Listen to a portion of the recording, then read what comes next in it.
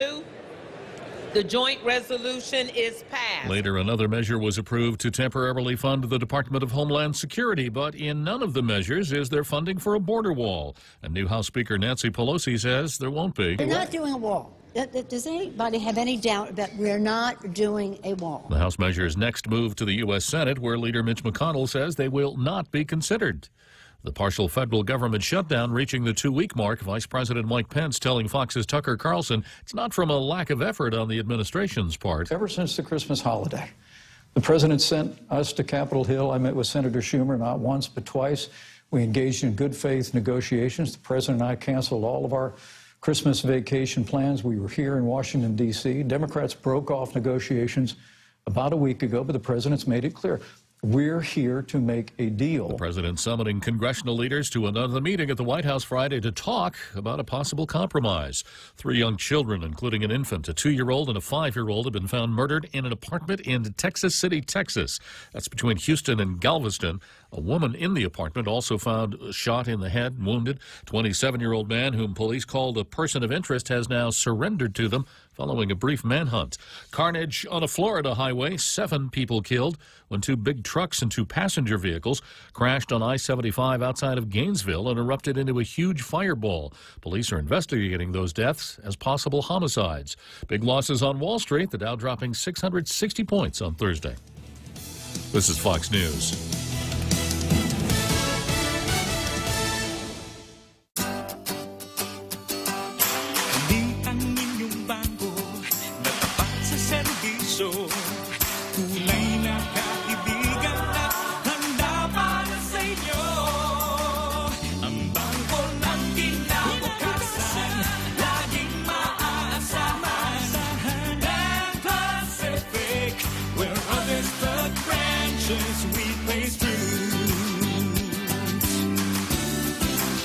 Chili's 3 for Me menu just got bigger. We're giving you more choices for the same great price. For just $15, you can get a beverage, salad, and an entree. First, choose from a refreshing Coca-Cola, iced tea, or Heineken on draft. Then enjoy a house salad and select your choice of a mouth-watering entree, like our half-rack ribs, Cajun chicken pasta, old-timer burger, personal chicken fajitas, or the flavorful margarita flatbread. So hurry in today and enjoy our Chili's 3 for Me menu for just $15.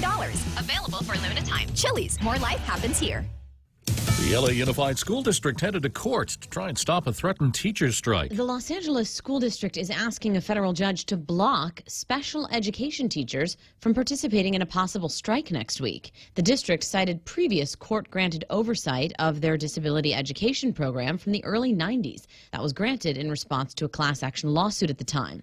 The teachers union, UTLA, says they will strike this January 10th if a deal isn't reached. They've been working without a contract for over a year. They say they do want raises, but they're also demanding the district use millions it has in reserves to reduce class size and provide more nurses, librarians, counselors, and teachers, especially for early education and special needs kids. Jessica Rosenthal, Fox News. Amid heightened diplomatic tensions, the State Department renewing its warning for Americans traveling in China to exercise caution. Secretary of State Mike Pompeo. We wanted to let them know that there have been more risks from what China has done in terms of folks traveling there and not being permitted to return. We just wanted to make them aware of that, and I'm hopeful that we got the language just right so Americans will understand the risk but still travel there when it's appropriate. Secretary Pompeo speaking with Fox's Sean Hannity. In Idaho, authorities say they're cooperating with Colorado police in the murder of a Colorado woman. Police in Twin Falls, Idaho say they're not investigating anyone at this time amid reports that a local woman disposed of missing Colorado mom, 29-year-old Kelsey Barrett's cell phone, though the Twin Falls PD confirms to Fox News that they assisted in several search warrants there last month, where Barrett's cell phone was pinged days after she was last seen 800 miles away in Woodland Park, Colorado on Thanksgiving. Her fiancé and father of her child, Patrick Frazee, was charged Monday with murder and solicitation to commit murder. Jeff Manasso, Fox News. In New York, I'm Jack Callahan. This is Fox News.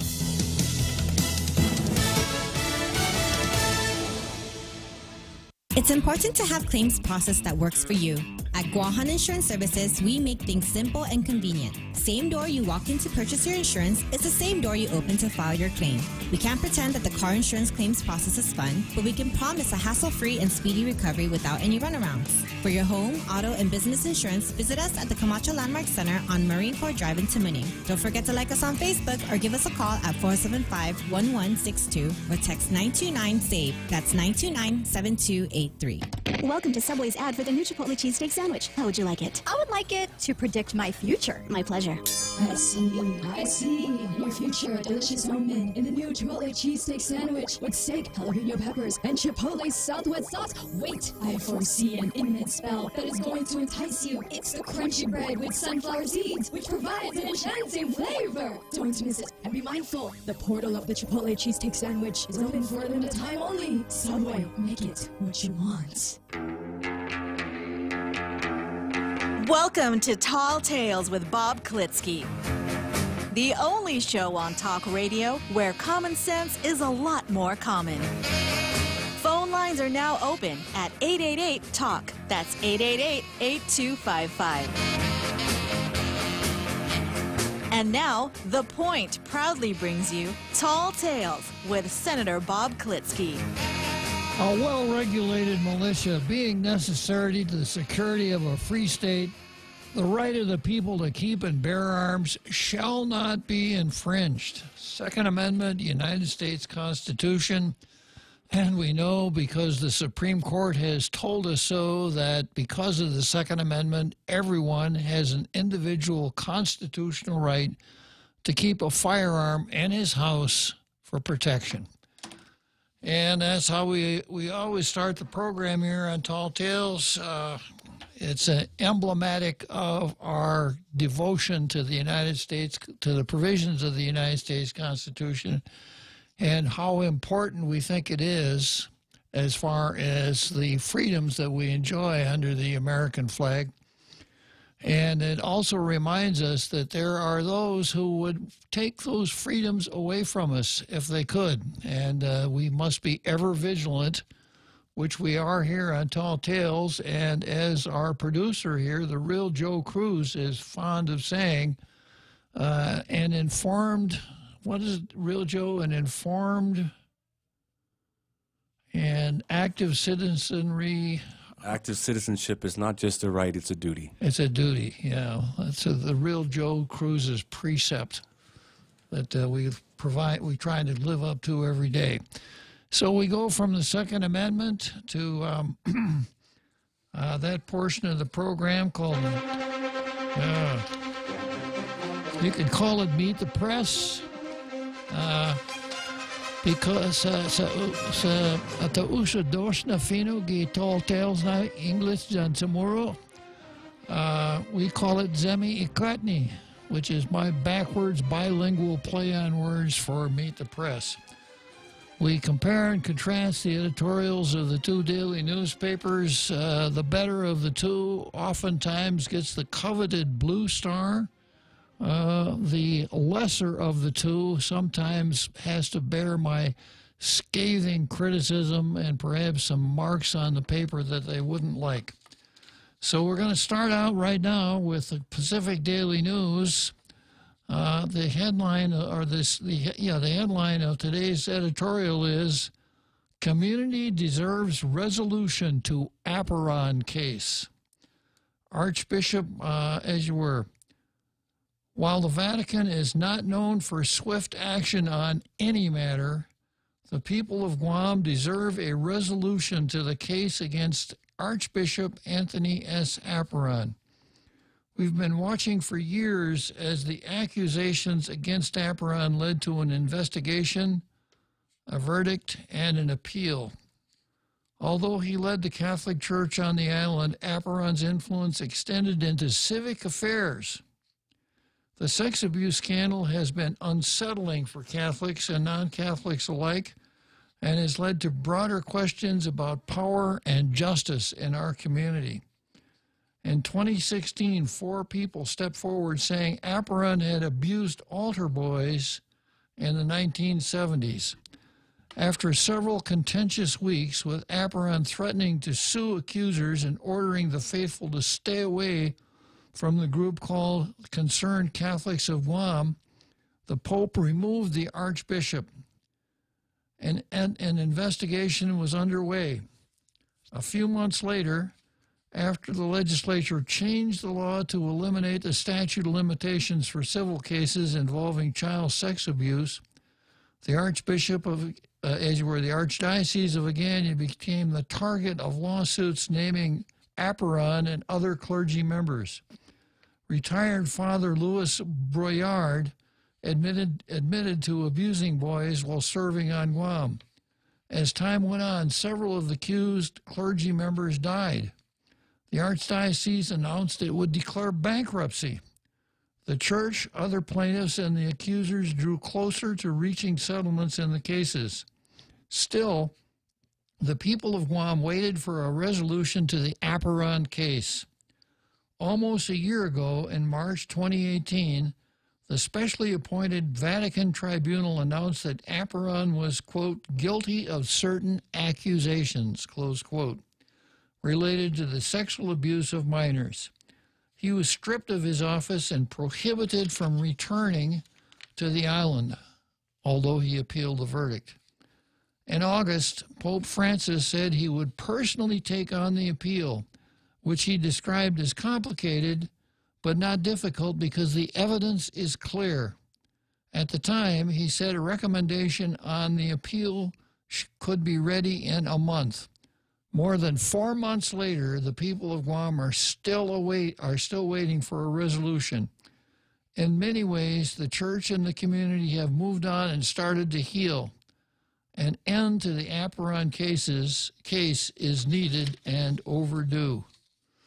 Well, what do you think about that out there in our international radio listening audience? It's been a while since we talked about the matter of Anthony Aparon. And phone lines are open, 888-8255. Facebook, we're here live on Facebook. If you want to get your 2 cents worth in on Anthony Aparon and related matters, you probably never have a better opportunity.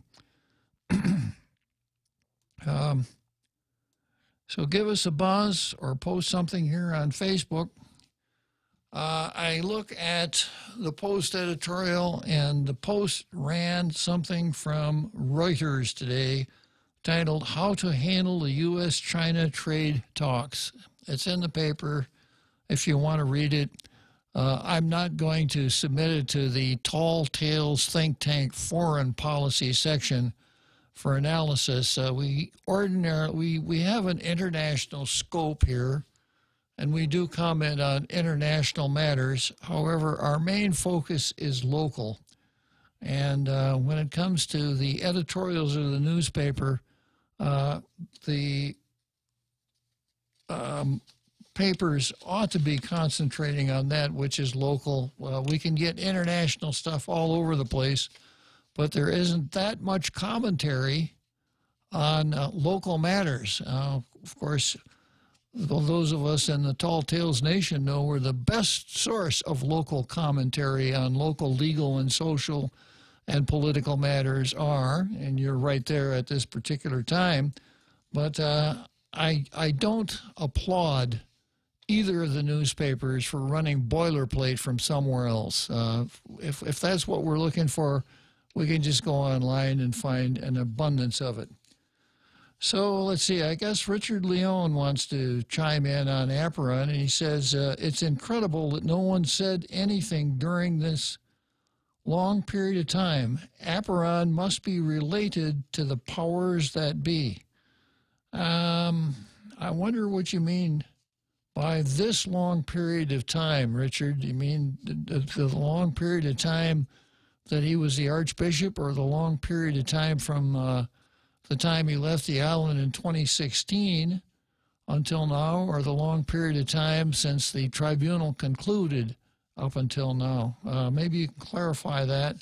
I do have some explanations about some of the time periods involved, but I'd like to be a little bit more specific if you could post that up, and we'll come back to it.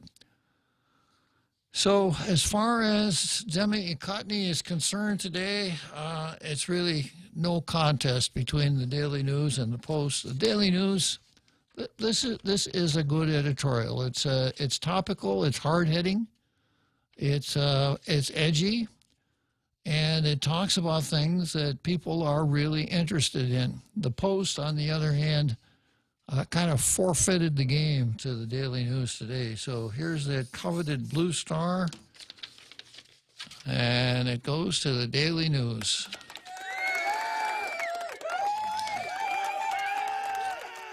And by special remote, you could hear the folks at the Daily News editorial boardroom cheering. Good connection there, Real Joe Cruz. Okay, so that's Zemi Ikotny. And we can move from there to the card. And, of course, the first thing I do on the card is our law lecture, our daily law lecture. Yeah, get out your law and order notebooks.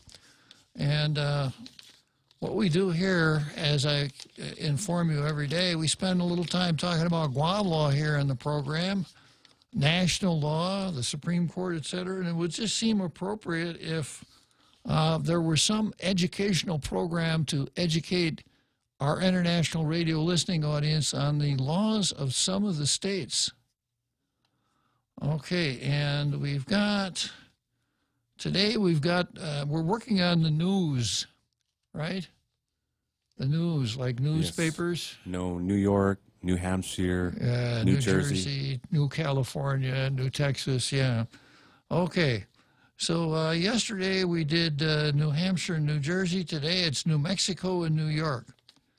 In Raton, New Mexico, it's illegal for a woman to ride horseback down a public street with a kimono on. Probably some anti-Japanese sentiment there in Raton, New Mexico. You suspect that's what it is? So I suppose if a lady were riding her horse down a public street wearing a kimono, if a police officer saw her, he'd holler at her, "Take it off! Take it off!" And if she did, she'd be okay. She wouldn't be breaking the law. It wouldn't be breaking that law anymore, anyhow. And let's see. The Merriam in Carlsbad, New Mexico, the Merriam-Webster Collegiate Dictionary is banned. No Merriam-Webster Dictionary in Carlsbad, New Mexico. And in state officials have done this. State officials ordered 400 words of, quote, sexually explicit material, close quote, to be cut from Romeo and Juliet. I guess they don't have much time in New Mexico for that old pornographer named Shakespeare, huh? Yeah. Okay. And New York City, it's illegal for a woman to be on the street wearing body-hugging clothing. In New York City, it's illegal for a man to turn around and look, quote, at a woman in that way, close quote. And violators are forced to wear horse blinders. Oh, that'll show them. Yeah, can you imagine yourself walking around Times Square wearing horse blinders, Real Joe Cruz? That'd be pretty embarrassing, wouldn't it? Yeah, it would be. Yeah. In Staten Island, New York, it's illegal for a father to call his son a, quote, faggot or, quote, queer in an effort to curb, quote, girly behavior. Wow. Talk about politically incorrect. Staten Island, wow. You know, you just have to put up with that girly behavior. Well, I guess it's not even appropriate to talk in terms of girly behavior, because that's kind of sexist in itself. You'd have to work that around the word they somehow. It would be a father should attempt to curb his sons acting the same way they do. Then that would probably be okay. In New York City, it's disorderly conduct for one man to greet another on the street by placing the end of his thumb against the tip of his nose, at the same time extending and wiggling the fingers of his hands. Let me see if I could do that. The thumb on the tip of the nose, extending and wiggling the fingers. Wow. Now, and I'm sure we've got members of our international radio listening audience watching this on Facebook Live in New York. I just hope there were no cops watching as I engaged in that illegal gesture. But, you know, you've heard me rant and rave before about, you know, the necessity to maintain our what's left of our federal system and not succumb to a complete unitary national government, because New York and Washington, D.C., and the left coast have too much government power already. Can you imagine what it would be like if we were governed by the city of New York, all of these restrictions? Wow. Okay, so that's today's law lecture. And from there, we go back to and by the way, before I get too deep into the card here, if you heard that kind of a whirring noise at the beginning of the program, like some sort of a machinery running in the background, well, what that is the real Joe Cruz running his decrypting machine. There you go. So the real Joe Cruz is decrypting right now as we speak. So you want to make sure that you stay tuned until after that gigantic halftime show we have every day at 5, because the real Joe has got a couple of other names that will be part of the Leon Guerrero administration, names that you haven't heard before. So let's see. I think I did get a response to, Richard V. Leon. Let's see. Richard says, it's incredible that no one said anything during this long time period. Apparon must be related to powers that be. And then I said, well, what time period are you talking about, Richard? And then he comes back and says, from the time of Broyard on. Now, I guess what Richard is talking about would be from the time that Broyard was a priest and molesting children, as per his own admissions, on down to the time that he was finally uncovered. And you see,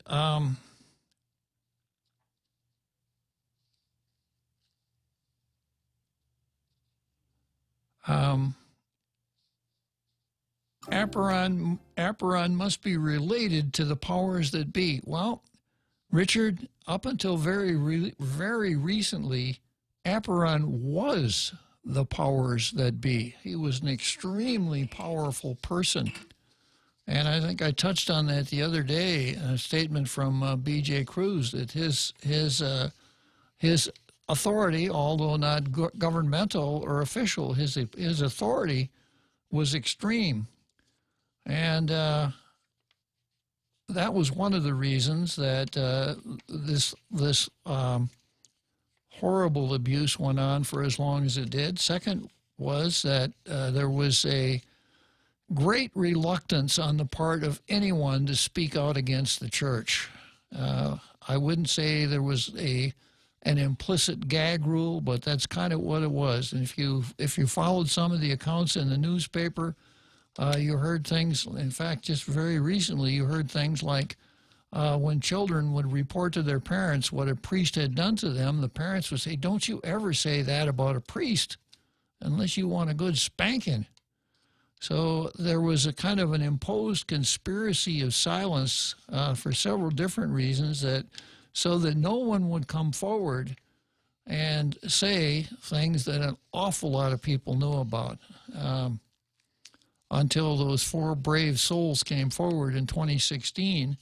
And once it started, it was like getting that first olive out of the jar. The first one's kind of tough, but after that, the rest of them kind of come out pretty easily. And that's when the whole Braillard thing was uncovered, and a lot of other things, including the allegations against Bishop Apparon. I think there are 6 allegations against Apparon. Now, if Apparon were engaged in these kinds of pursuits himself, how vigorous would he have been in prosecuting others who had done the same thing? Probably not very vigorous. So there were some really serious systemic problems there, Richard, one of which stems from the fact that, again, I'm saying, you said it's incredible that no one said anything. Apparon must be related to the powers that be. Apparon was the powers that be.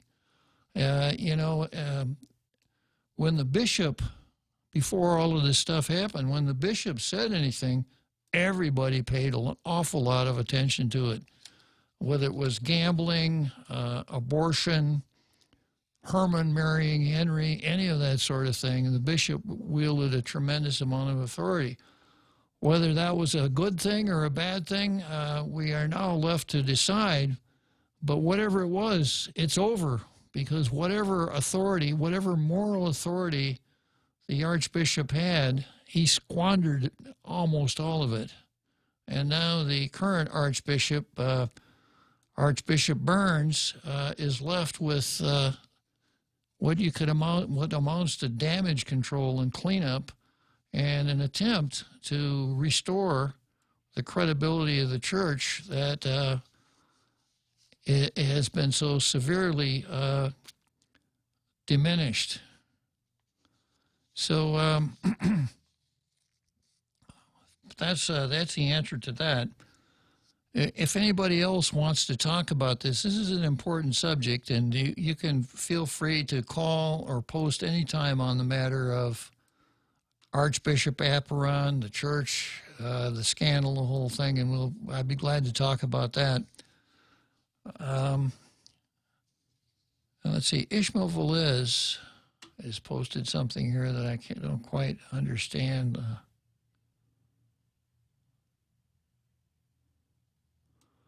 Richard Leon says the Guam public then wonders about sex and the Nunes or even the politicians.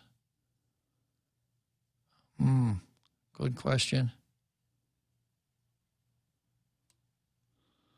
And then Ismail Velez has a post from major to captain without NJP.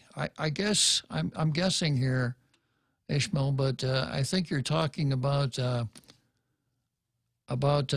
Captain Nelson. And no, there was no non-judicial punishment. Her, according to the newspaper, her promotion was in error, some sort of a paperwork error. And when it was discovered at the National Guard Bureau, her promotion was revoked. And by the way, you couldn't reduce an officer in rank with non-judicial punishment. That would require at least a court-martial, and extremely hard to come by. Anything that would merit a court-martial probably merits a dismissal. Yeah, about Senator Nelson. So I hope I answered your question there, Ishmael. Okay, Real Joe is playing Dave Brubeck's Take 5. We'll come back to the card after I finish grooving on that. John Gibson, digging up history. Mom wanted the son to go to West Point, but he flunked out. And still, he made his mother one of the most famous women in art. That after this. Hey, it's John Gibson. What's the best Italian restaurant in New York City? It's Rayo's. I've been a few times. Spectacular. Problem? 12 tables, virtually impossible to get in. Solution? Rayos.com. That's R-A-O, Rayos.com. That's where you'll find the handmade sauces that have made Rayos so famous in New York City. It's the sauce, and nobody makes Italian sauces like Rayos. Rayos.com for Rayos at home. Rayos.com, it's the sauce. Now back to my story. The mother desperately wanted her son to follow in her late husband's footsteps and become a military officer. So she got him into West Point.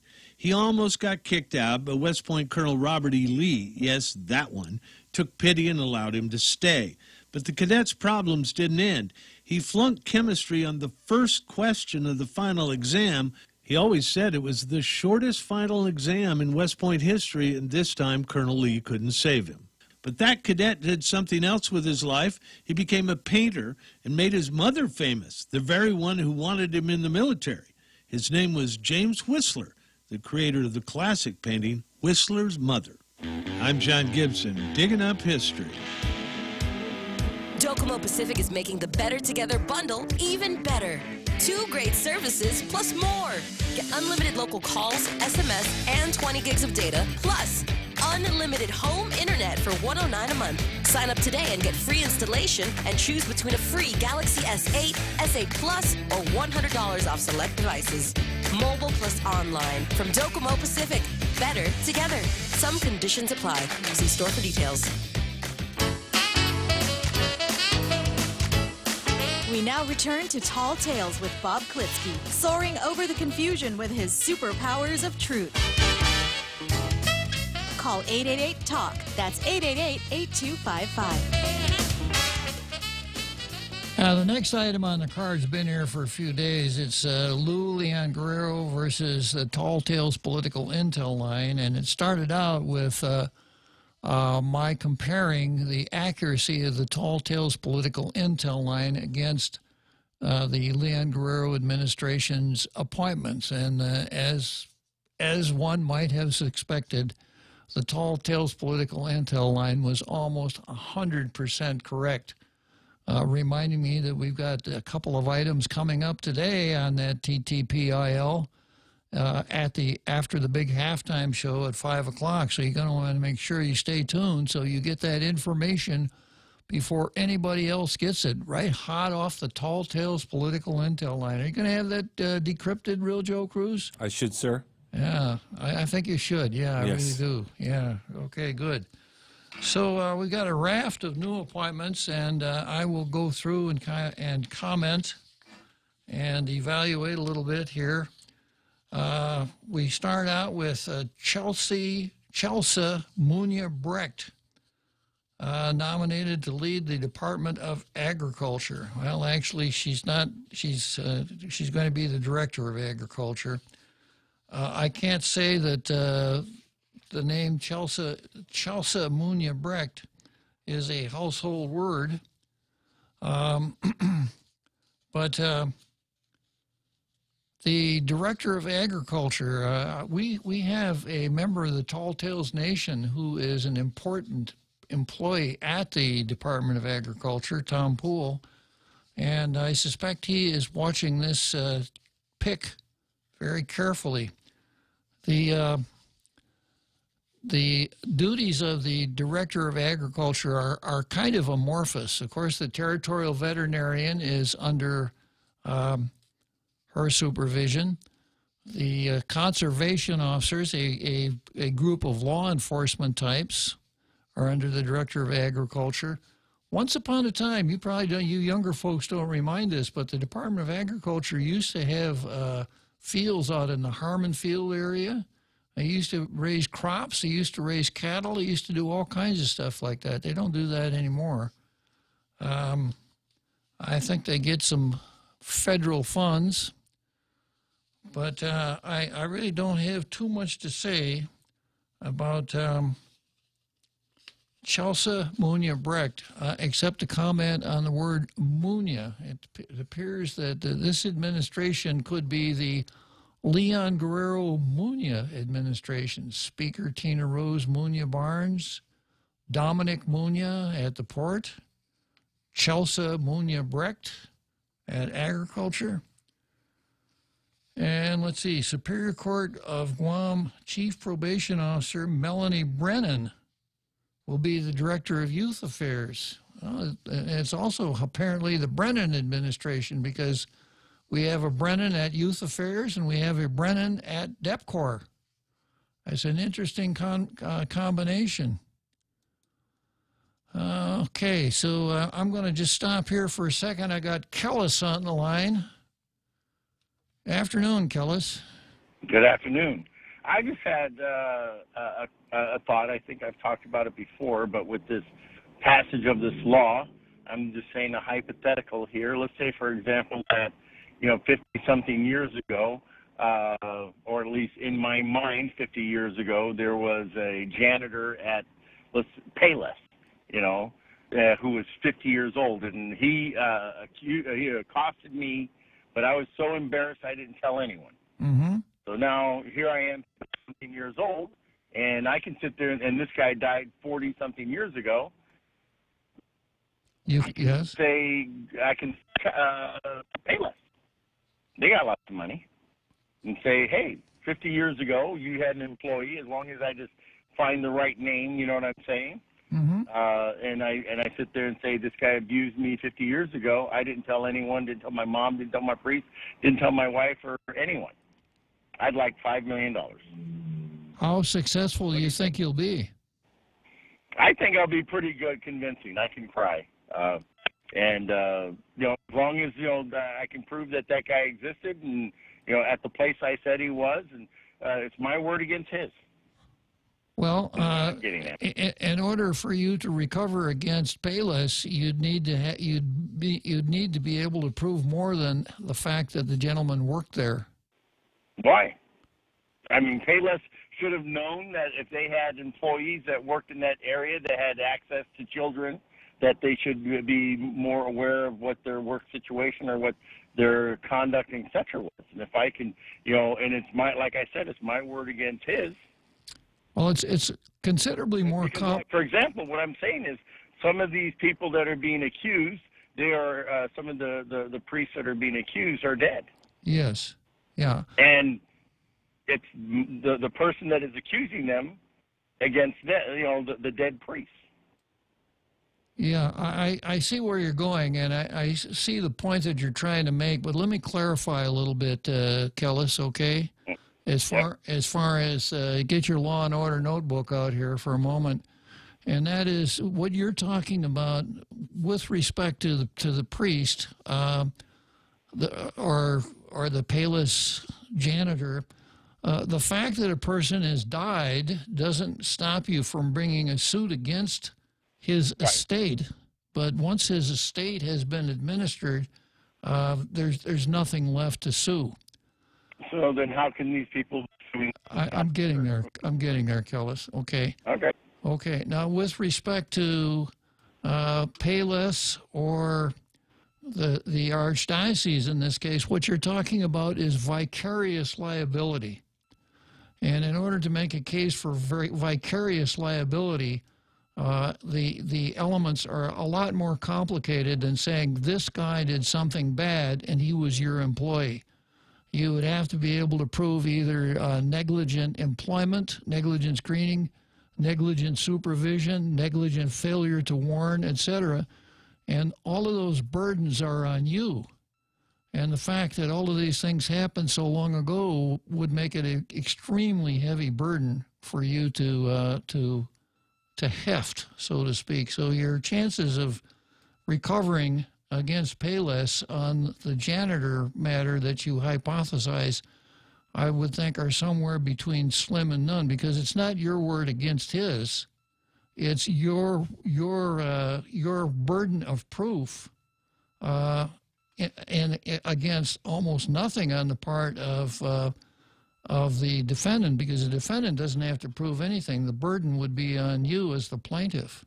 Well, then, for example, because many of the priests that they're talking about that are dead, I've known them, for example, and we're talking, so if there is no complaints, no information, etc., for 40, 50 years, and then just because, someone else, because basically I think, not all, I'll admit, maybe not all, but many of these cases are, oh, wait, so-and-so's going to get $5 million? I can do the exact same thing. I don't see any proof, you know what I'm saying, other than the fact that this guy's dead. And what's kind of interesting, the more priests that they find are dead, the more people come out of the woodwork. Well, I hear what you're saying, but, the $5 million figure is interesting, but not... I'm just saying that because I know that's what Lujan was using. Yeah, well, see, the rule there is if you are pleading a case in the district court, you have to allege damages in the amount of at least $75,000. But the amount of damages that the lawyer prays for, it really doesn't have a whole lot to do with much of anything. It's what can be proved at trial that rings the bell. So let me summarize. This is, I think, what you're saying, that we went for a long, long time with a lot of alleged abuses, and it never surfaced. Now that it has surfaced, you think there are some copycats out there that really don't have real claims, that are just looking for a windfall, correct? Yeah. Yeah. Okay, well, I can understand that, and that's a good point. Okay. Well, I'm about to go on base. I got to put my phone down. Yeah, okay, well, thanks for calling, Kellis. It's always a pleasure talking to you. Bye. Okay, so then we have Patrick. Hello, Patrick. Hey, half a day, Bob. It's me, Nostradamus. How you doing? Well, there's really no need for you to ask because you already know you're Nostradamus of the Western Pacific, right? You are aware of the occurrences before they even happen. Well, anyway, I just posted a question on the, on the internet there, and as being viewed as you're talking on your show. So I just wanted to see if you had a chance to read it because it's kind of lengthy, and I just wanted to see, what your response is, yes or no. When did you post it? Since yesterday, I posted, something inquiring about what the laws are of, senators who benefit, from passing legislation less than 2 years when they get out of public office. You posted that? Yeah, I posted that yesterday and just now again. So. Okay. Well, let me see if I can find it. Let's see.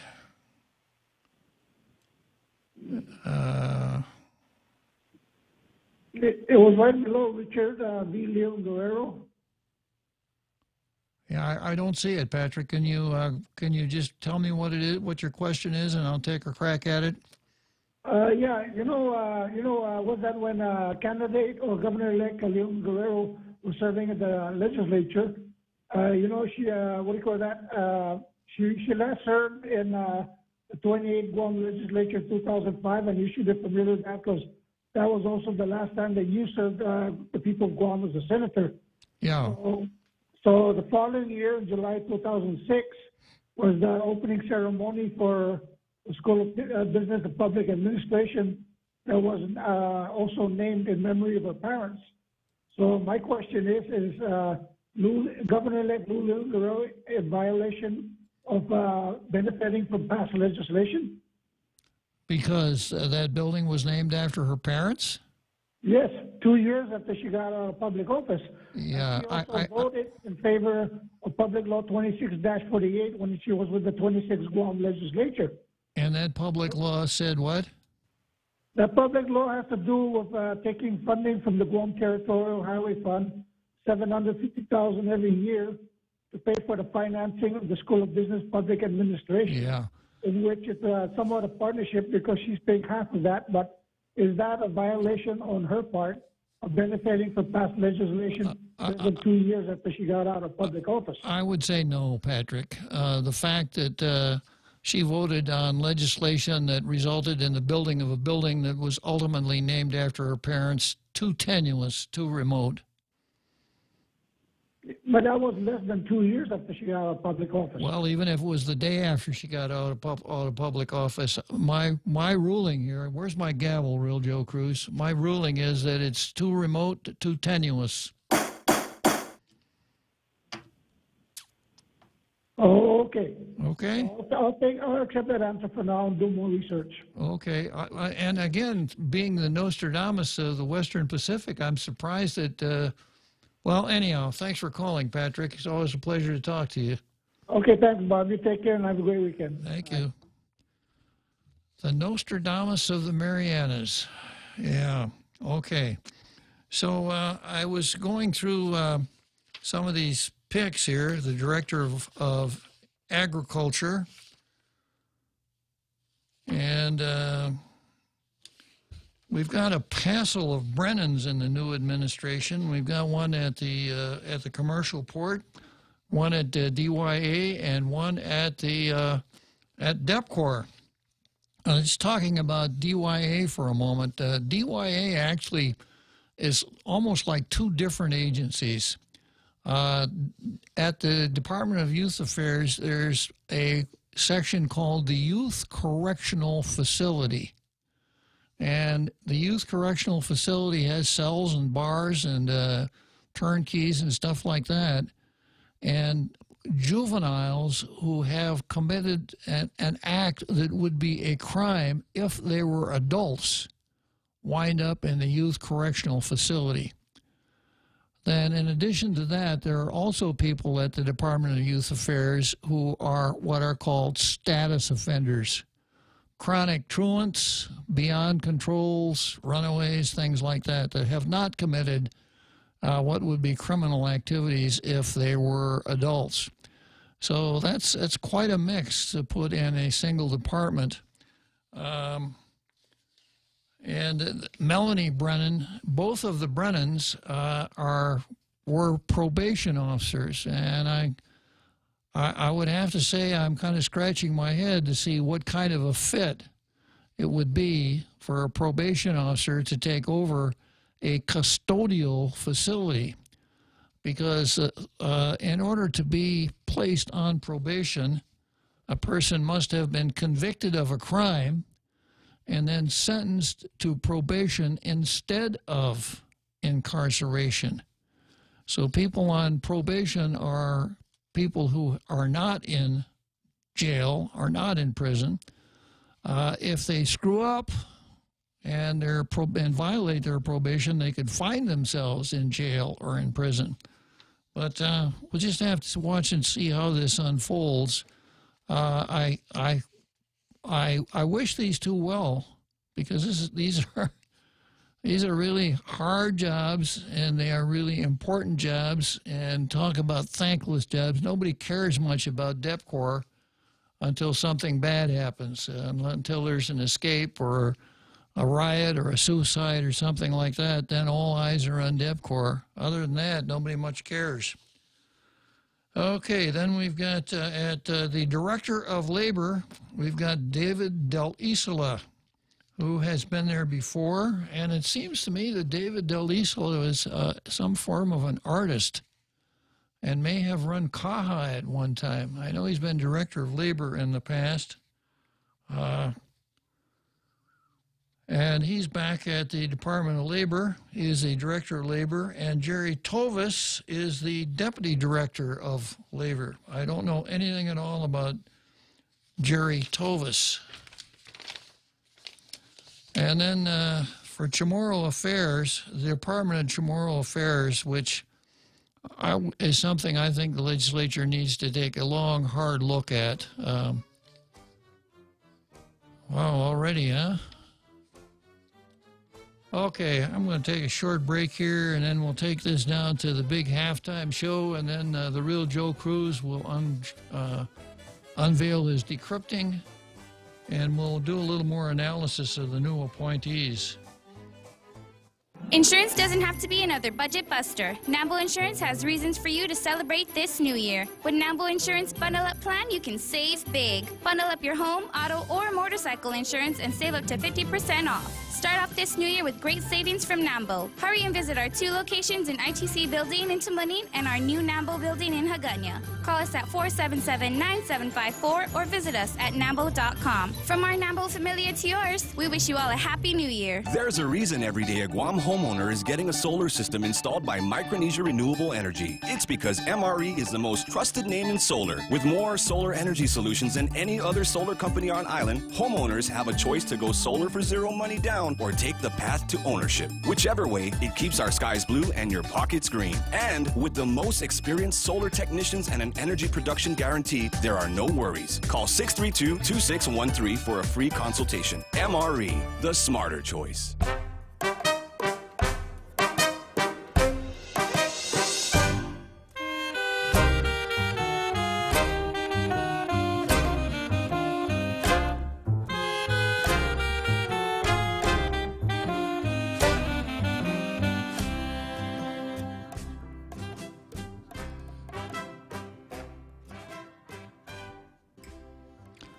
Little Carmen's Boogie there. Thank you very much, Real Joe Cruz.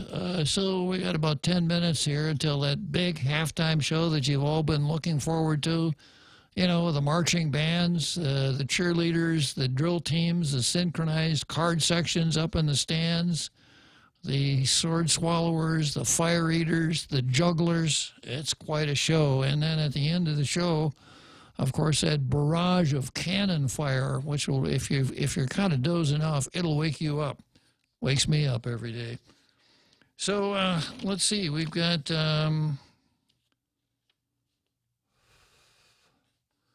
Celestin Babauta as the director of the Guam Regional Transit Authority. Well, I guess you got to put somebody there. And once again, talking about a thankless job. I think that, and I've commented on this so many times, we have committed ourselves to something that can never work.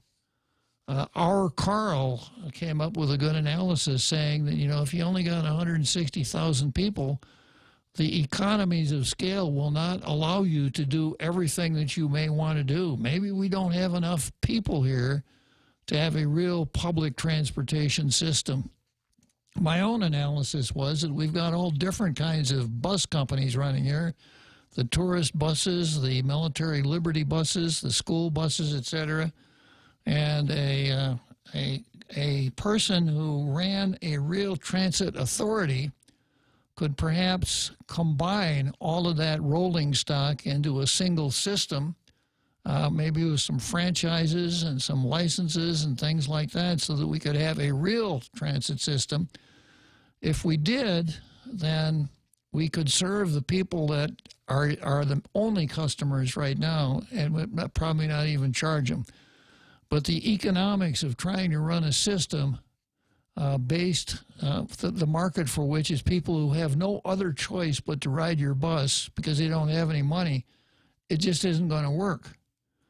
And my solution, I've had the alternative solutions. One, hire somebody who could coordinate all of our bus transportation here, have a real mass transit system, one so that if you lived in Jigo, you could walk down to Marine Corps Drive, get on the bus, ride down to Agana, jump on a shuttle and go to work in Agana and ride it home at night, maybe pay $5 a day.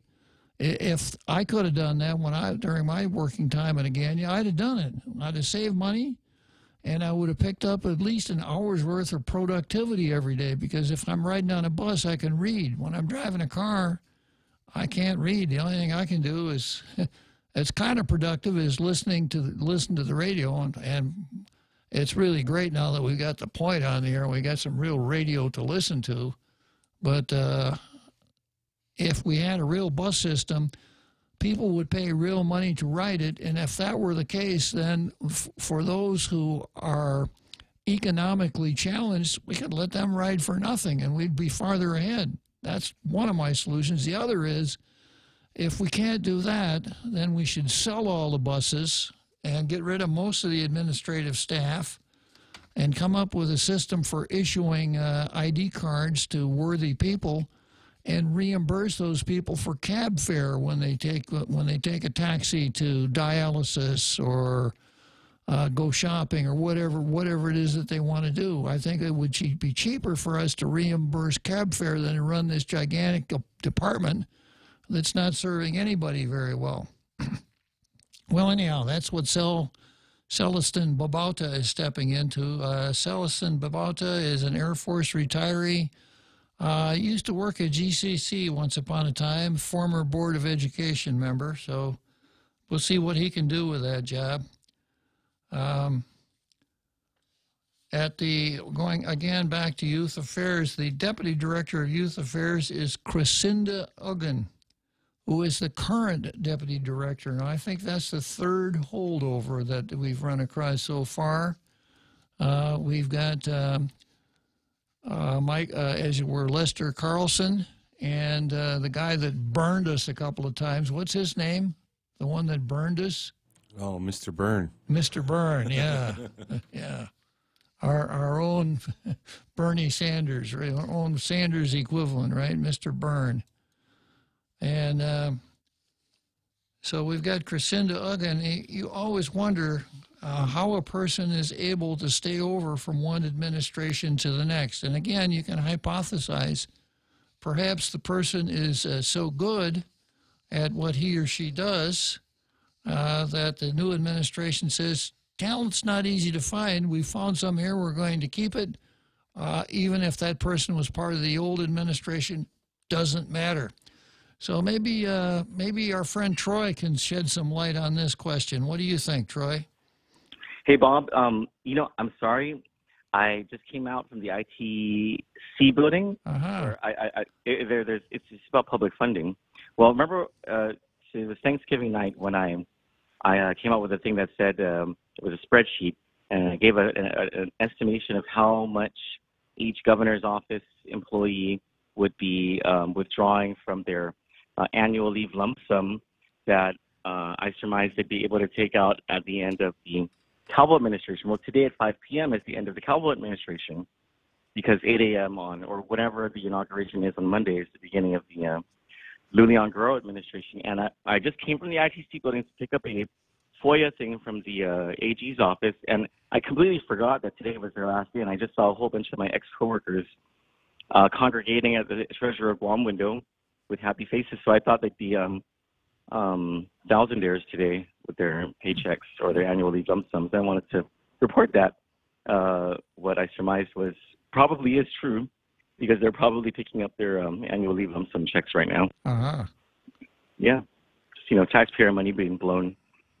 Yeah. That was all. Yeah, well, that's an important point. And again, if there is a senator, especially a new senator out there that wants to come forward and do something in the public interest, that is a pretty good place to start, isn't it, Troy? It would be. Of course, the damage would be done today by, I'm going to guess, both the administration and the legislature. But at least 2 years from now, we wouldn't be able to do it, right? Yeah, the horse has gotten out of the barn this time, but we could lock the barn door up tight for the next time, right? Yeah. I mean, now is better than later. Yeah. Well, thanks a lot for sharing that with us, Troy. And no problem, and Happy New Year. And if you wouldn't mind emailing me forwarding your FOIA stuff, I would really like to take a look at it. I wouldn't mind at all. All the FOIA stuff that I get, I'll forward to you. Really appreciate it. Thank you, Troy. Talk to you later. Thanks. Shoot. Okay. Bye. Okay. Well, that's an area of potential reform. This is a little background for those who don't understand how the government system works. If you are a regular government employee, you are entitled to annual leave, and you accrue 4 hours of annual leave for every 2 weeks on the job if you've been employed for 5 or less years. 5 to 15 years, it's 8 hours. And above 15, it's 12 hours. So if you've been a government employee for 15 years or more, you accrue 26 days of annual leave every year. And if you don't take the leave, it accumulates. And when you quit, get fired, retired, whatever, you can cash that annual leave. You can turn that annual leave into cash. Now, there's a cap on it. I think it's 130 or 160 hours. But whatever annual leave you have, you haven't used, you can turn into cash. And if you're a retiree, this is really valuable because that cash is added to your average annual salary for your last year. And it can, if you've banked the maximum amount of leave, it boosts your retirement pretty significantly. So you'd start out with the proposition that if people have leave, they ought to use it. Now, I'll pick this up just a minute after the big halftime show before we go back to the new picks in the administration.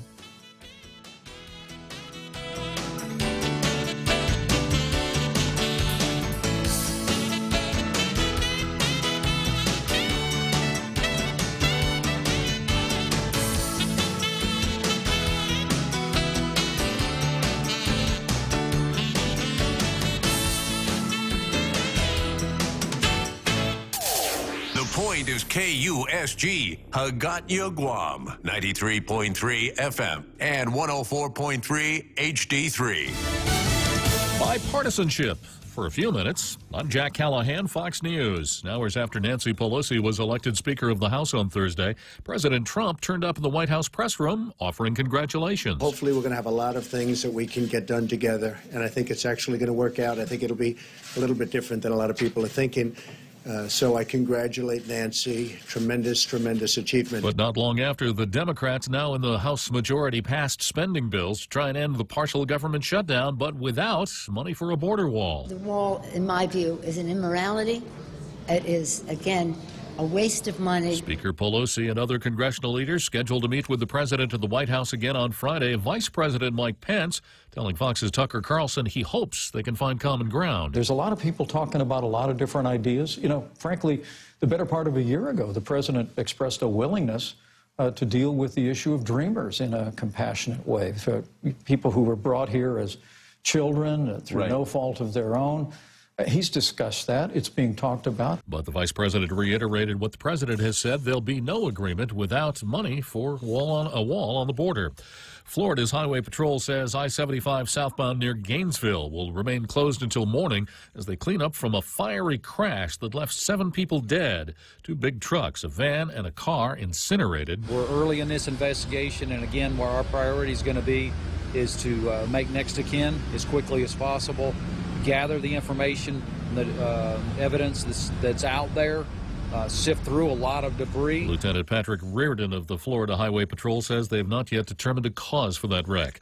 Police in Texas City, Texas, have taken a 27-year-old man into custody after finding 3 young children shot to death in an apartment and a woman there shot and wounded. This is Fox News.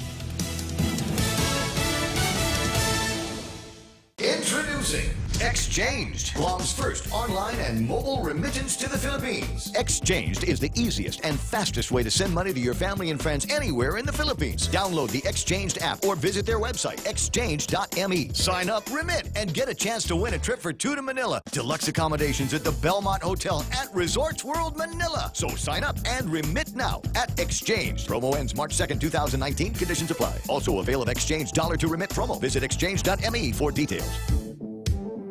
Docomo Pacific is making the Better Together bundle even better. 2 great services plus more. Get unlimited local calls, SMS, and 20 gigs of data, plus unlimited home internet for $109 a month. Sign up today and get free installation and choose between a free Galaxy S8, S8 Plus, or $100 off select devices.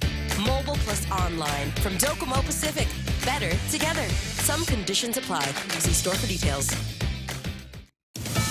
A Florida teenager is fighting back against the College Board after it accused her of cheating on the SAT. Camila Campbell from Miami didn't like the 900 she scored on her SAT, so she studied up and took them again, getting a 1230. But now the College Board says she couldn't have improved that much. I did not cheat. I studied and I focused to achieve my dreams. Now Campbell's scores have been invalidated, and while she's graduating high school, she doesn't know if she can now attend Florida State University as she had hoped. And I was supposed to have my scores turned into them by January 1st. Miami's school district is demanding the College Board make a quick resolution.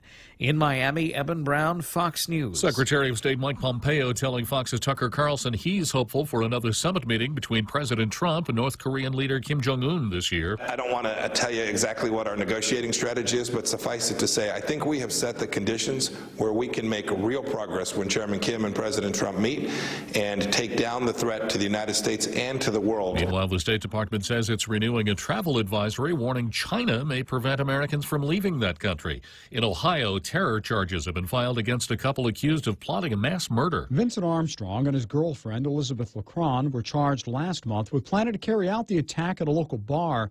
Undercover FBI agents say Lacron had told them she cased the joint, and the couple zeroed in on it because the establishment had only 2 ways in or out. Thankfully, the plan never got that far, but investigators are revealing other disturbing details about the couple, including that they traveled to Colorado last year to visit the site of the Columbine High School massacre. The new charges filed Thursday include conspiracy to transport or receive guns and explosives. The government says Armstrong and Lacron had bomb-making supplies and weapons inside their home. Tom Rigotti, Fox News. In New York, I'm Jack Callahan. This is Fox News.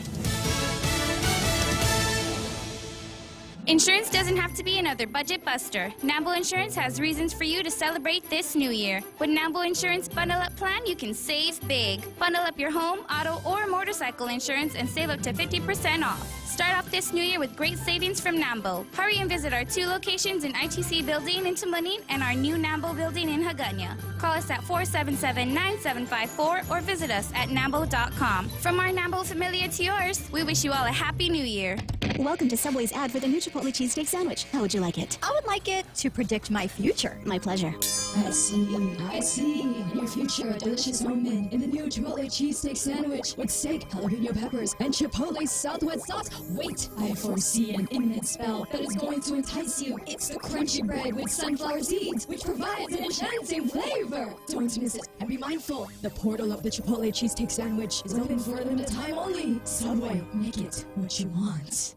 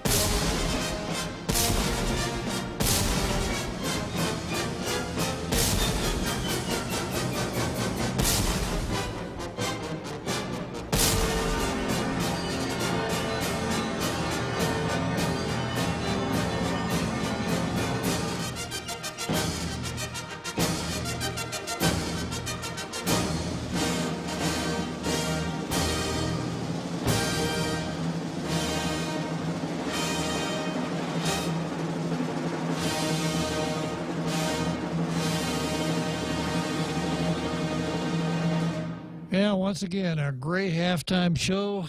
It gets better and better every day. I really like the cannon fire at the end. So I was just wrapping up a little bit about what Troy called to tell us about how much money the government of Guam is going to pay out for those lump sum leave settlements as at the end of the Calvo administration. And I was about to say that the theory underlying employees being able to take leave, to take time off, to take a vacation is that everyone could use a little refreshing time once in a while, and by allowing people some time to refresh, productivity increases. But if the system is built up in such a manner that by not taking the time off, you're going to accrue that windfall at the end of your employment, you're working kind of at cross purposes with yourself. So I would urge any senator who wants to get off to a running start in the 35th Guam legislature, if you could, instead of introducing 10 resolutions in the first week commending people for doing rather mundane acts, consider things like doing away with that lump sum leave cash out. If you accrue leave, take the leave. And if you don't take it, that's fine. But it's not going to turn into a financial windfall for you and a financial Armageddon for the people of Guam at the end of every administration. That's my suggestion to incoming senators. So here we are at the post-halftime part of the show. We started the second half, and I can see the real Joe Cruz back there working on his decryptor. Have you decrypted the latest information on appointments in the Leon Guerrero administration? Real Yes, Joe? I have, sir. Okay. Yes, I have, and it has to do with media personnel. Oh. It looks like we have a new director of communications. Uh-huh. Janella Carrera. Janella Carrera. Yes, Janella Carrera. The very Janella Carrera. Yes, sir. Ah. And press secretary Crystal Paco. Wow. Both I believe are in the media. Maybe Yeah. at two different media companies. Yeah, one is PNC and the other one is KUAM. Yes, sir. I believe so. Yeah. So they're going to be doing the wordsmithing down at Adeloop this time around. Yes, sir. Well, that's going to be interesting. It's going to be interesting to watch. You know, I think there's this popular suspicion that people who are on camera every night really understand the media. We'll see if that's true or not.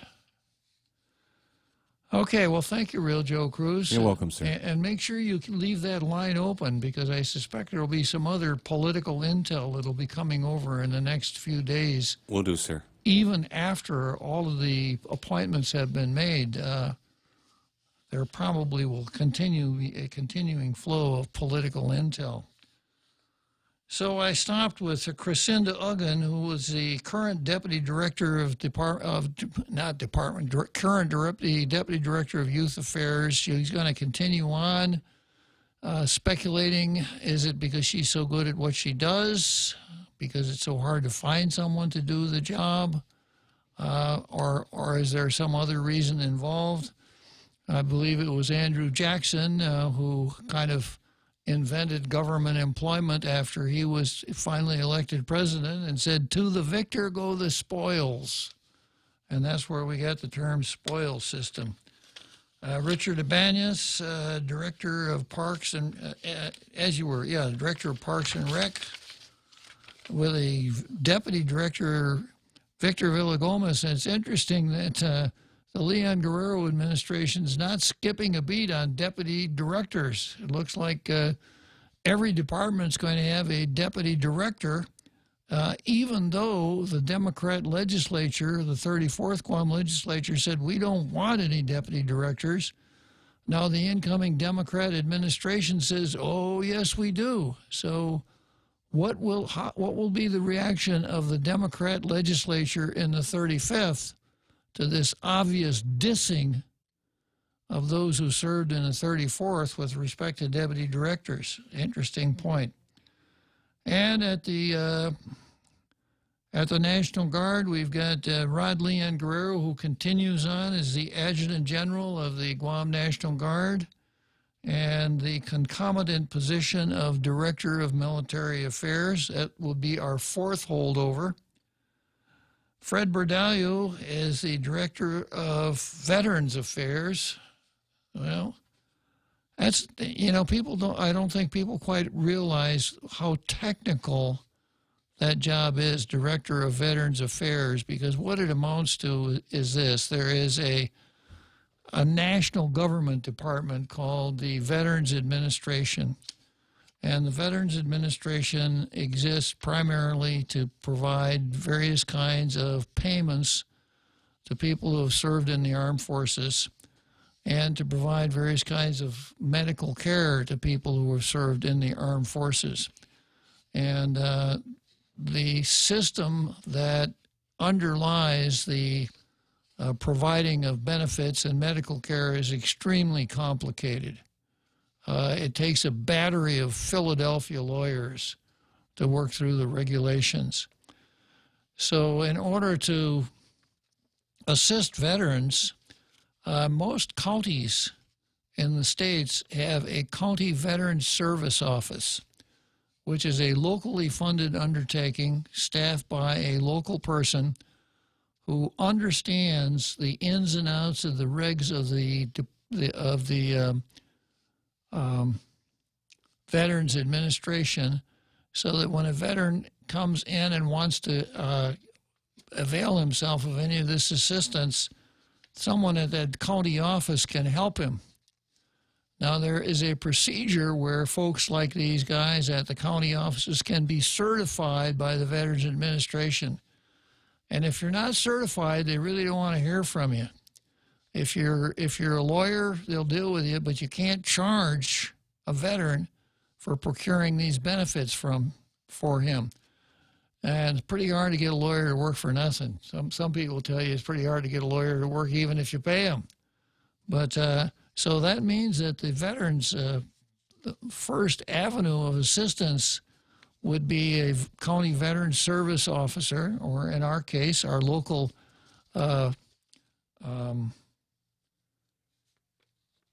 our local Department of Veterans Affairs, which has had, and I don't know if they do now, have certified employees that can interface with the Veterans Administration on behalf of veterans.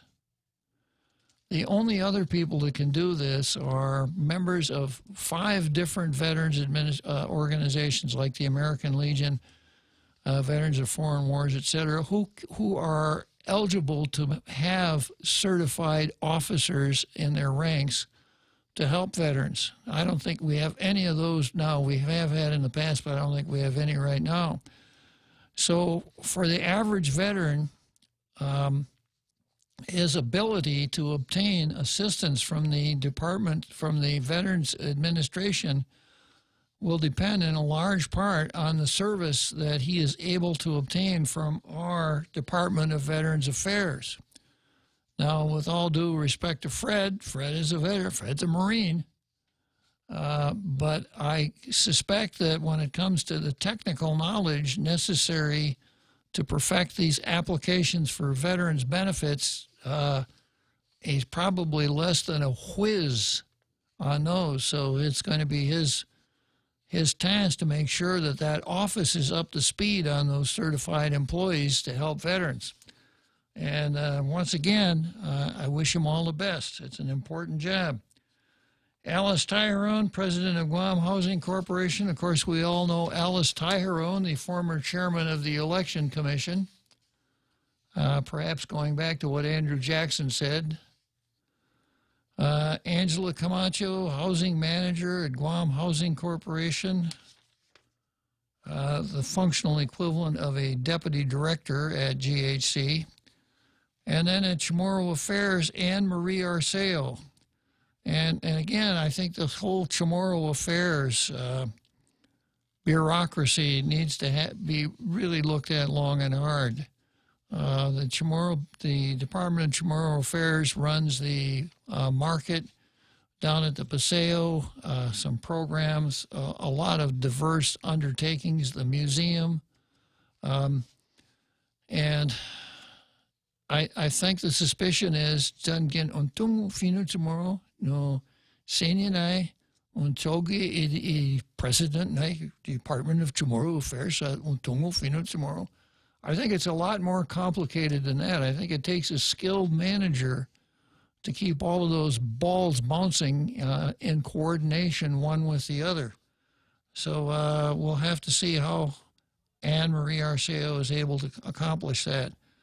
Academy Restoration Development Authority, an interesting part of the bureaucracy. Lasia Casil, the Commission of Educators Certification, Leah Beth Naholoa, former Director of Labor. Being Director of Labor is quite an undertaking, and to go from that to the Executive Director of the Commission for Educator Certification, it's like going from Major League Baseball down to AA, but who knows? And I don't have anything to say about Ina Carrillo, Station Manager for Public Broadcasting Guam. Carrillo is a media professional, small business owner with more than 20 years of experience in media management, programming, network relations, and client management. She has worked for Marianas Cable, Docomo, Moicom, and Directions Magazine. So that's the whole list of new folks in the administration. We'll find out a lot more of these people, of course, as they come before the legislature for their confirmation hearings. The next item I have on my list here, I'm probably going to betray one of my biases here. I refer to it as the left versus the University of Guam. And I would have to say that the left has certainly made its inroads into the University of Guam. They've embraced identity politics, not to the extent as some of the mainland institutions have, but to an extent. Political correctness is alive and well at the University of Guam. But I have in front of me a piece that appeared in on PNC, UOG workshop, about a UOG workshop, and it's going on right now. If it were not for Tall Tales, I might go, and you'll understand why after I get into this a little bit. But of course, I couldn't be, even I can't be in two places at one time. So the title of it, Workshop on Corporate and Social Responsibility. Now, when I see those words, social responsibility, I zero in on those as fast as I can, because my bias is nothing good is going to come from a workshop on social responsibility. So here's what it says.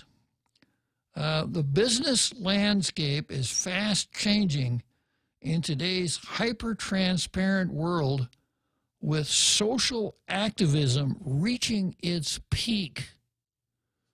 Yeah. So just ask some of these outfits like Chick-fil-A and some of these other outfits that have been boycotted because they weren't politically correct. That's what I see when I see social activism using economic power to advance a left-wing social activism agenda. And maybe this is what's going on at the university, but I'll let you be the judge. The release goes on to say, now more than ever, people want the businesses and entrepreneurs to be socially responsible. No, I don't want businesses to be socially responsible. I want them to be profitable. And I want them to be profitable because they are meeting the needs of their customers, one of whom is me. So a community of profitable businesses means that there will be a wide range of services available to me. Pretty selfish, right? Yeah. But this kind of goes back to what Carl Nelson posted here. Just, I suppose he was foreshadowing this part that I'm going to deal with now. But Carl says, the first lesson of economics is scarcity. There is never enough of anything to satisfy all those who want it. The first lesson of politics is disregard the first lesson of economics. The first lesson of economics is scarcity, and that's absolutely true. When it comes to things that are free goods, well, then, you know, there isn't much competition for it, etc. But when it comes to scarcity, that's where competition arises. All of the techniques of capitalism that address scarcity and that have given us the world that we have right now. Scarcity is not something that governments can do away with, although they will try to convince you that they could do away with it. So a business then exists because it understands a particular scarcity and is able to provide that scarce good at a price that people are willing to pay for. In other words, a person would trade some of his time for that scarce product. Now, what this socially responsible workshop, it goes in a different direction, and you'll see as I get farther into it. Now more than ever, people want the businesses and entrepreneurs to be socially responsible. How to achieve social responsibility in a corporate setting will be the topic of an upcoming workshop presented by the University of Guam's Center for Island Sustainability. It's an action-oriented, sustainable business workshop hosted by Jessica Marate Radparvar, designed to help businesses and entrepreneurs come up with a sustainability strategy for their individual companies. Well, the sustainability strategy that works for most companies is to be profitable. If you could be as sustainable as a day long, but if you're losing money, you're not going to be very sustainable. And here's a quote. When you think about sustainable business, corporate social responsibility, social impact. Different companies call it different things. But basically, we're working at a triple bottom line approach. People, planet, and profit. I don't like the sound of any of this. Planet. That tells me we're going to get the environmental wackos involved here, the climate change fanatics that want to assume great governmental control to protect the planet. People, see Carl's quote. Profit, that's what business is about. At least that's my understanding. But anyhow, and then the quote goes on to say, and it's about a company looking at its biggest impacts, and that will vary from industry to industry. So for an apparel company, for a clothing company, it might be human rights along the supply chain. Human rights along the supply chain. So as an example, if you're selling clothes that are made in Vietnam, for example, human rights, you have a socially responsible company would be very concerned about the working conditions of the people in Vietnam that make the shirts. And we've kind of been through that right here when we used to make shirts in Saipan. Remember that? And remember some of the abuses there? And that some mainland companies stopped selling shirts that were assembled in Saipan because of human rights violations. So that's what they're talking about.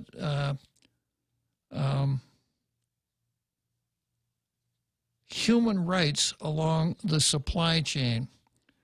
It might be chemicals that are in your fabrics.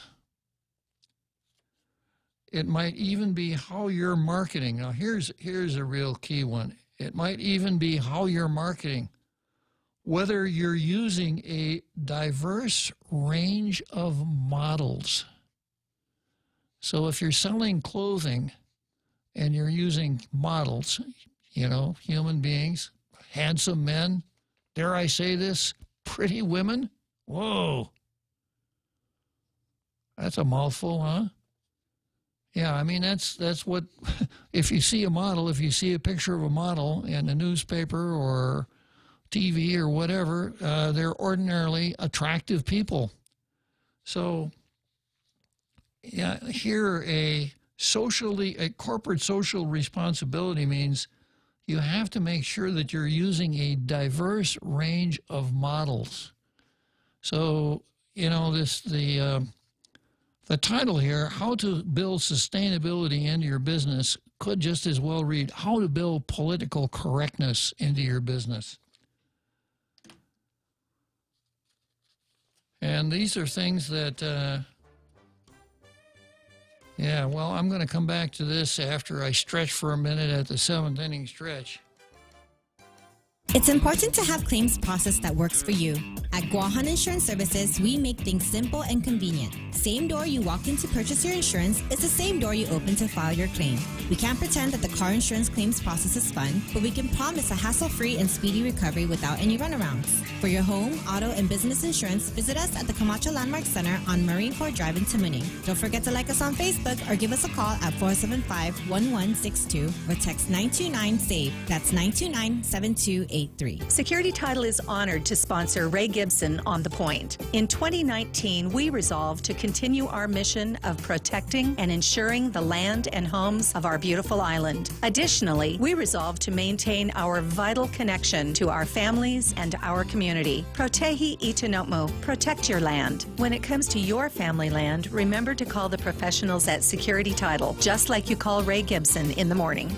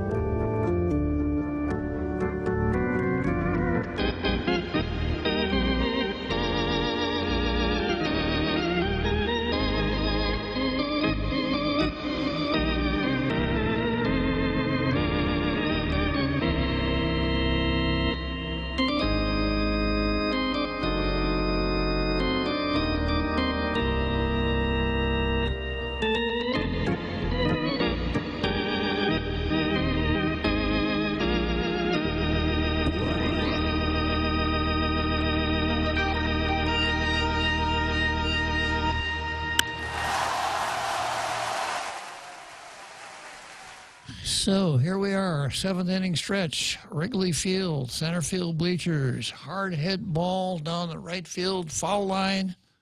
Fair ball is a home run. And back to the UOG political correctness workshop. I suppose most of you out there in our international radio listening audience are by now saying, oh, darn, I wished I'd have known about this, because I really would have liked to have gone. I could have improved myself so much if I had gone.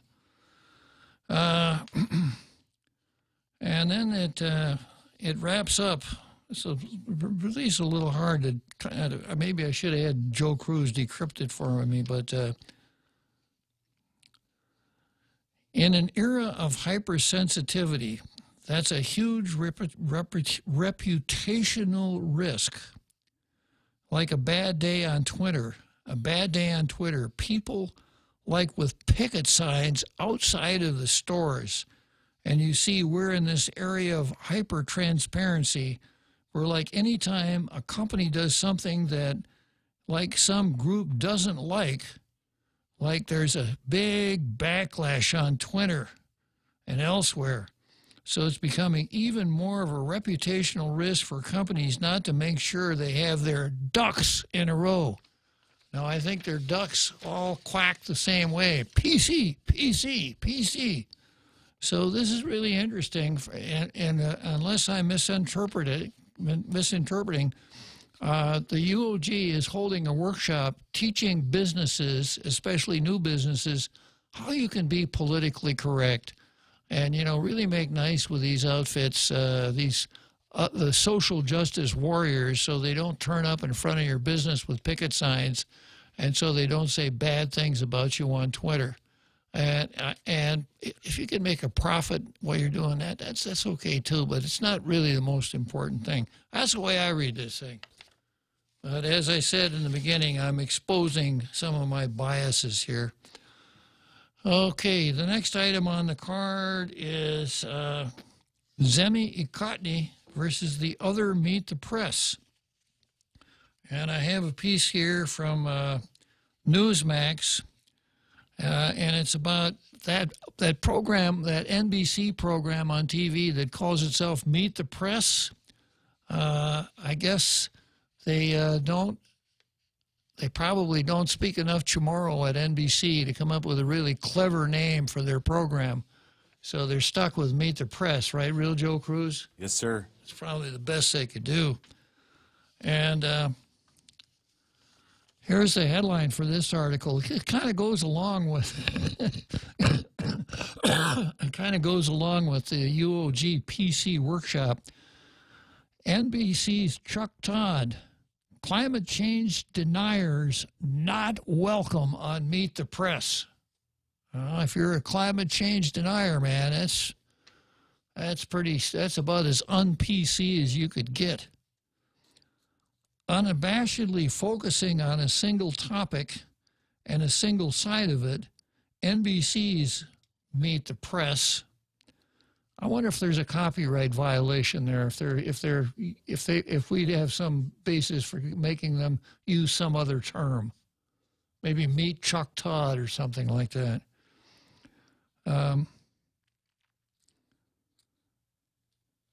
Unabashedly focusing on a single topic and a single side of it, NBC's Meet the Press did not attempt to hide its opinion on humans' blames for climate change during a one-hour special on the climate crisis. Quote, "We're not going to debate climate change, the existence of it," host Chuck Todd said opening the show.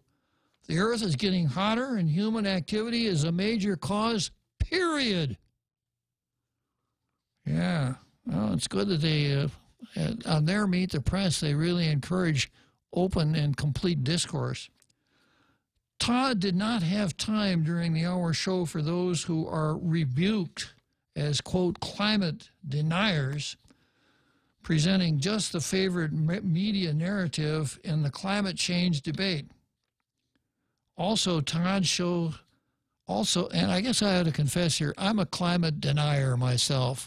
I don't think that, I think that perhaps the climate is changing. I've done enough reading to know that the climate of the Earth has always changed. Go back and read up on the Little Ice Age if you don't believe me. Look for those parts of my home state where a 2-mile thick glacier rolled over at one time. But anyhow, I am a climate denier. I don't think that humans have the ability to bring about very much of a climate change.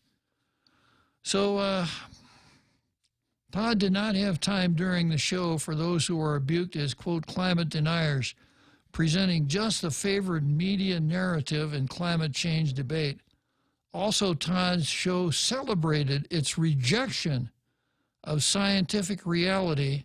The Earth climate had changed well before humans were around to impact it. Instead, Todd presented that, quote, the science is settled.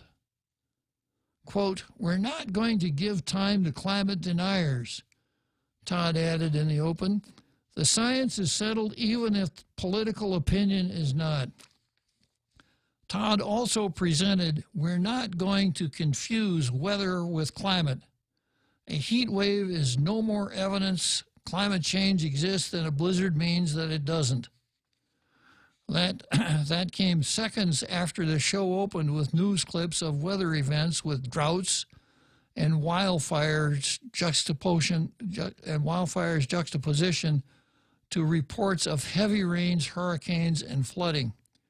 Despite the admission, quote, political is not, quote, settled on the cause of climate change without worry, Todd introduced a panel discussion to share their one-sided climate change discussion, including a number of Obama administration officials. Who else? Todd did acknowledge the administration's reports and position on climate change. Quote, the federal response to climate crisis has been political process, paralysis and denial, and polls showing public divide. But the show did not bring anyone from the White House or the public to talk about it. There was an appearance by retiring Representative Carlos Corbello, a Republican from Florida, who advocated for addressing the effects of climate change versus debating it. We need to stop covering the debate and start covering the story so that people see that this is real, and so that politicians take a more pragmatic approach and find solutions that are actually achievable, Corbello said. Well, that's why I titled this Zemi Ikotny versus the other Meet the Press. And having read up on the other Meet the Press and being sort of analogous to Chuck Todd here, moderating my own version of Meet the Press, I'm going to grade Chuck Todd's performance here on Meet the Press right now. And here it is. The only reason I gave him an F- is it's probably the lowest grade I could find for him. They deserve much less than that. And picking up on what the congressman from Florida said, if it really is all that bad, if it really is all of that serious, then why doesn't someone do something about it? If it's that bad, then people who have buildings in Manhattan should be told, hey, you guys need to think seriously about evacuating and moving to the high ground, because the way things are going, your building's going to be underground in 20 or 30 or 40 years or something like that. Cancel this silly idea of flood insurance where the national government insures people's houses that are built on areas that flood like every 15 or 20 years, like the Outer Banks and places like that. So if it's really that bad, then somebody ought to do something about it other than just jabber about it and try to come up with these draconian ways of sharing the wealth, so to speak. Now, I got a couple of comments here. Brad climbs in and says, climate change equals seasons, or simply call it weather.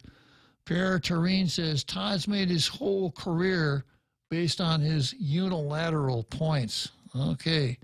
Yeah, and then we've got our Carl on the phone. Wow. Hello, our Carl. Hey, good afternoon, Bob. Really interesting topic of conversation. I'd like to recommend for anyone that would like to dig further into it, because I really wanted to understand what all the hubbub was about. There's a guy named Tony Heller. He's an engineer by profession, but he's really a very bright guy. And he's got a long series of short videos. And he shows screenshots of all his data that he's pulled, either off of government websites or old newspapers. So he's not just blowing smoke or talking through his hat. You know, I mean, he really does cover the bases. So he was recommended by a friend of mine. You know, and I found so many holes in this global warming and climate change mania that is going on just by watching some of his videos and kind of poking around the internet, you know, and seeing things here and there. I'll give you one example. I saw a couple of photos of the Mendenhall Glacier in Alaska. There's one photo from 1894 and another from 2008. And looking at those, it's pretty clear to see that there has been some melting of the glaciers. I mean, it's pretty obvious. But what isn't said is that under these glaciers, there are ice caves. And scientists went into these ice caves to see what was under the glaciers. And what they found was a whole bunch of, like a forest of tree stumps, about a foot or more in diameter. And they carbon dated these tree stumps under these glaciers. And they were over 1,000 years old. So there was a forest in that under the glacier, where the glaciers are now, during the medieval warm period, over 1,000 years ago. And you know, I could go on for a long time and tell you all kinds of stuff that I'm digging up that it just really leaves you scratching your head as to what in the world are they talking about. And you know, it's just amazing. I'll give just one more quick example. There's a headline in Vanity Fair article that says how extreme heat wave could leave swaths of the planet uninhabitable. And it talks about in Kuwait, the Earth's hottest recorded temperature topping 129 degrees in I think it was 2013. And it said this is the hottest weather ever recorded on the face of the planet, because of course the planet is heating up and it's global warming. It's time for a crisis, you know, it's panic time. But what isn't, the truth is that over 100 years ago, the actual hottest temperature on the planet was recorded at Greenland Ranch, California. And there was a series of several days in 1913, starting with July 8th, 128 degrees, the 9th, 129 degrees, the 10th, 134 degrees, the hottest temperature ever recorded on Earth 100 years ago. The 11th was 129, the 12th 130, 13th 131, and the 14th 127. So there's so much inaccurate information out there. It's just, it's humorous. Well, I characterize the whole thing as just one more plot on the part of the left to gain more control over people's lives. You know, there's this whole question, does emergency create power, or does power create emergency? And I think my quick analysis is that whatever there is to the idea of climate change is something that the left grabs a hold of as a reason to increase its regulatory power over the way people conduct themselves. And I've had other things on the show here that other readings that show that some people say, well, come right out and say this is just a means of shifting resources from one group of people to another. It's a share the wealth type of deal. So yeah, I found two main motivations. One of them is that the source of funding is, stirring up controversy and stirring up crises. So there's a huge motivation, a huge incentive to stir up more and more crises. And if you go back through history, decades and decades and decades, you can see scientists over and over and over stirring up crises after crises after crises. I mean, Tony Heller talks about this, and his videos are really excellent because he actually shows the screenshots of everything he's talking about. I'd just like to leave with one quick quote from, it's a UN IPCC official, this intergovernmental something on climate change. Right. It's a UN organization, and the official is Otmar Edenhofer. And he just comes out straight and he says this plainly. One must say clearly that we redistribute de facto the world's wealth by climate policy. One has to free oneself from the illusion that international climate policy is environmental policy. This has almost nothing to do with environmental policy anymore. So Otmar Edenhofer. I had that. I read that guy on my program on that very same quote. Yeah. Yeah. So he just comes right out and just freely admits it that, that this is all about redistribution from the Western democracies to poorer countries. These evil Western countries that have made these horrible profits off of fossil fuels, so we've got to take that away from them and give some wealth to these other folks that don't have as much. But we won't. Yes. But we'll use a pretext. We'll say this is all about saving the earth. Yes, exactly. Yeah. But for anyone that's interested, this guy Tony Heller has a lot of interesting short videos on the topic, and he's very factual. He shows all these screenshots of where he got the data, the government websites, newspapers, etc., magazines, and it's quite good. So anyway, for anyone that's interested. Okay, Carl. Well, given the power vested in me, I'm going to appoint you the climate change czar of the Tall Tales Nation. So if ever a question comes up about climate change, we'll be expecting you to call in and set it straight, okay? When I have some facts. I consider myself still in kindergarten as far as climate change. I'm just kind of poking around and finding a few things here and there. I'm far from an authority, believe me. Okay, well, thanks for calling, Carl. Hey, thank you, Bob. So we're getting down there to the home stretch. Enough of climate change, and one more shot at political correctness here. After on the home stretch, I'm going to talk about that subversive activity, that subversive organization that some of your relatives may belong to.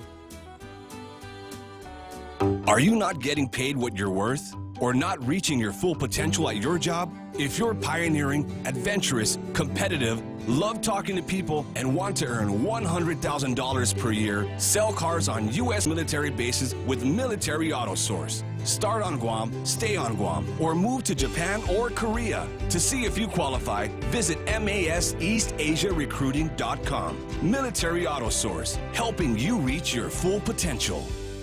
There's a reason every day a Guam homeowner is getting a solar system installed by Micronesia Renewable Energy. It's because MRE is the most trusted name in solar. With more solar energy solutions than any other solar company on island, homeowners have a choice to go solar for zero money down or take the path to ownership. Whichever way, it keeps our skies blue and your pockets green. And with the most experienced solar technicians and an energy production guarantee, there are no worries. Call 632-2613 for a free consultation. MRE, the smarter choice.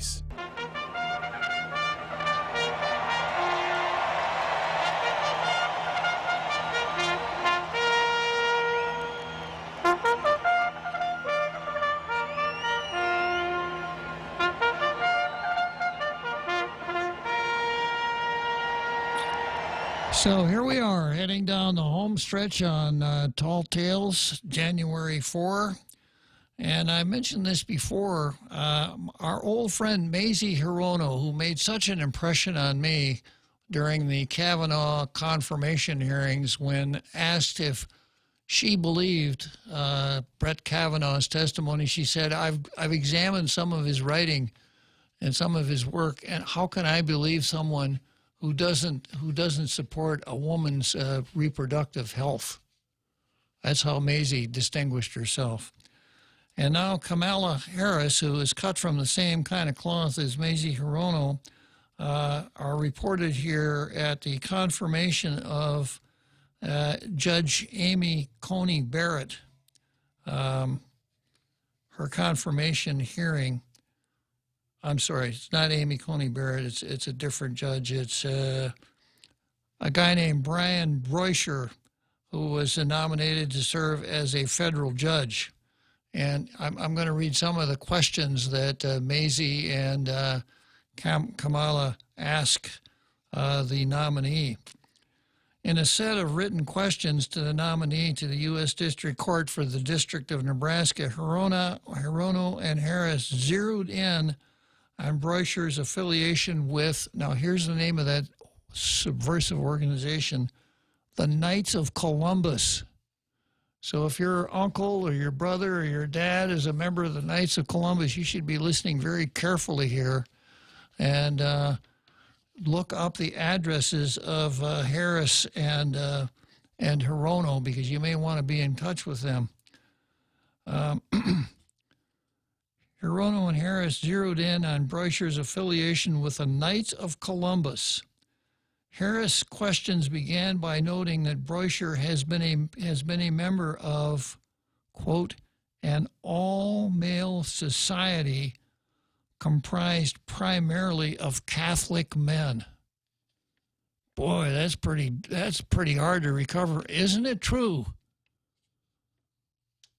Attorney Broisher, that you are a member of an all-male society composed primarily of Catholic men?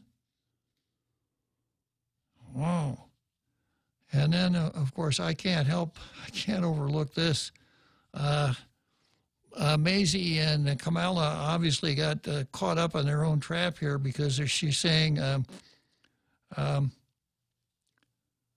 all-male society comprised primarily of Catholic men. Well, if it's an all-male society,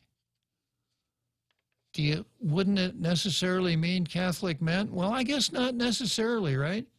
An all-male society comprised primarily of Catholic men and trannies. Then it would be okay.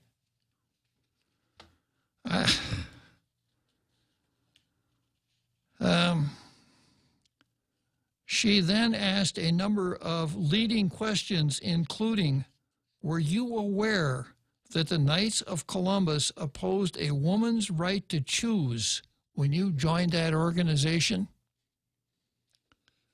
So if your aunt or if your uncle or your brother or whatever is a member of the Knights of Columbus, you might want to pop that one. Are you aware that the Knights of Columbus are opposed to a woman's right to choose? You know, and that organization exists right here on our island, the Knights of Columbus. And, you know, I remember growing up, there was a building right downtown in my hometown called the Columbus Hall. And this group called the Knights of Columbus used to have their meetings there.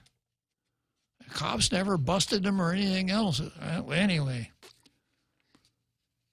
Were you aware that the Knights of Columbus opposed a woman's right to choose when you joined the organization? And here's another one. Have you ever, in any way, assisted with or contributed to advocacy against women's reproductive rights? These are questions asked by a United States senator for a person who's nominated to a federal judgeship. And they're asking these absolutely dumb questions. And it goes right back to, if you watch the televised proceedings of the House Un-American Activities Commission, are you now, or have you ever been, a member of the Communist Party? Ooh. Yeah. And this is exactly the way our friend Maisie, who made such a hit with me during the Kavanaugh hearing, this is exactly the way Maisie's conducting herself now with respect to the Knights of Columbus.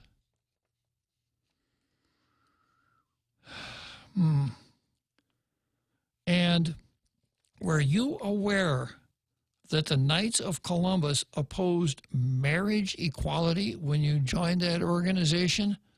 Now, translation here, marriage equality, when they say marriage equality, what they mean is that a man gets to marry a man or a woman gets to marry a woman. That, to them, is marriage equality. I oftentimes refer to it as Herman's ability to marry Henry. I'm not going to call it a marriage because it's not a marriage. Okay, were you aware that the Knights of Columbus opposed marriage equality when you joined the organization? In other words, you know, if you've done all of these things and you want to be a federal judge, this is not so bad, the article says, though you can see Harris is clearly using the Knights as a foil to argue Broicher's adherence to basic Catholic doctrine renders him unfit to serve on the court. And I suppose in their minds, he is unfit. How could anybody who is a Christian possibly be a judge? How could he possibly be impartial? And if he's a Catholic, that's even worse. Now, of course, these two dingbats don't know that 6 members of the United States Supreme Court are Catholics. 3 Jews and 6 Catholics. I suppose that would be their next project, to get all the Catholics off the Supreme Court. The real magic comes when Hirono takes the same tack, going after the judicial nominee for being a member of a group known best for its flashy uniforms and pancake breakfasts. They do have flashy uniforms. I've been to their pancake breakfasts. Okay, by extreme, and then Maisie says this, the Knights of Columbus has taken a number of extreme positions, writes a senator from Hawaii. By extreme, she means the Knights oppose abortion and same-sex marriage. In other words, the group is adhering to the teachings of the Roman Catholic Church. Now, if this doesn't kind of scare you, then I don't think you're paying close enough attention, because Harris is one of those people who's talked about as the Democratic nominee for President of the United States. Now, these people, you know, Harris and Hirono are going to say, you know, tolerance is everything. You know, if you're not tolerant, we don't have any time for you. But we only tolerate certain things. Hirono then goes on to ask several related questions, including, if confirmed, do you intend to end your membership in this organization to avoid any appearance of bias? Can't make this stuff up. This actually happened. Maisie Hirono, what a heroine she is. Well, here we are at the end of another week, Real Joe Cruz. A couple more days and we'll be back for more Tall Tales.